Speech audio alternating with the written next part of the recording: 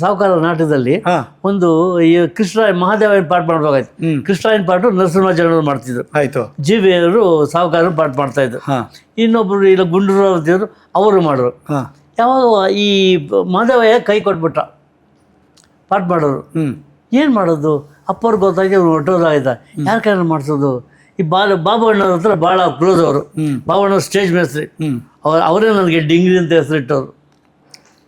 ಅವರು ಬಾಬಣ್ಣವ್ರು ಏನು ಮಾಡಿದ್ರು, ಬಂದು ಮಾತಾಡಿದ್ರು, ಏನಯ್ಯ ಬಾಬು ಏನು ಮಾಡೋ ಒಟ್ಟೋಗಿದ್ದಾರೆ, ಏನು ಮಾಡಿ ಯಾರ ಕೈಯಲ್ಲಿ ಪಾಠ ಮಾಡಿಸೋದು?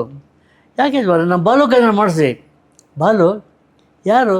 ಅಲ್ಲಿ ಎಂಟಾಣಿಯಲ್ಲಿ ನಿಂತ್ಕೊತಾನಲ್ಲ ಗೇಟ್ನಲ್ಲಿ, ಅವನು ಎಂಟಾಣಿ ಗೇಟ್ನಲ್ಲಿ ಯಾರು ಕರೆಸು ನಾನು. ಆಮೇಲೆ ಬಾಲಣ್ಣವ್ರು ಗಾಡಿ ತೊಗೊಂಡು ಹೋಗಿದ್ರು ಅಡ್ವರ್ಟೈಸ್ಮೆಂಟ್ ಹೋಗಿ ಸರ್ಕಲ್ ನಿಲ್ಸೋದು ಕೂತ್ಕೊಳ್ಳೋ ಸುಮ್ಮನೆ. ಓಕೆ. ಗಾಡಿ ಆವಾಗ ಇದೇನು ಇರ್ಲಿವಲ್ಲ, ಬೈಕ್ ಗಿಕ್ ಏನು ಇರಲಿಲ್ಲ, ನೋಡ್ಕೊಂಡು ಹೋಗೋರು ಜನ ಅಷ್ಟೇ. ಬರೀ ವಿಷುವಲ್ ಸರ್ಕಲ್ ಗಾಡಿಯಲ್ಲಿ ನಿಂತ್ಕೊಳ್ಳೋದು. ಅದು ನೋಡಿ ಜನ ನಾಟಕ ಇವತ್ತು ಇಂಥ ನಾಟಕ ಇಷ್ಟು ಗಂಟೆಗೆ ಅಂತ ಬರೋರು.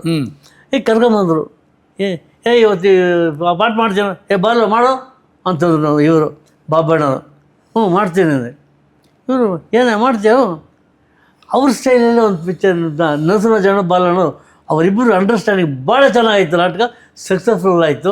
ಹಾಗಾಗಿ ಆವತ್ತಿಂದ ಅವರು ಬಾಲಕೃಷ್ಣ ಅವರು ಸ್ಟೇಜಿಗೆ ಬಂದರು, ದೊಡ್ಡ ದೊಡ್ಡ ಪಾಠಗಳೆಲ್ಲ ಮಾಡೋದು. ನೋಡಿ ಅದೃಷ್ಟ ಹೆಂಗಿರುತ್ತೆ ಅಲ್ವಾ. ನೋಡಿ ಸರ್, ಕಲೆ ನಂಬ್ಕೊಂಡ್ರೆ ಮನುಷ್ಯನಿಗೆ ಮೋಸ ಇಲ್ಲ ಅನ್ನೋದಕ್ಕೆ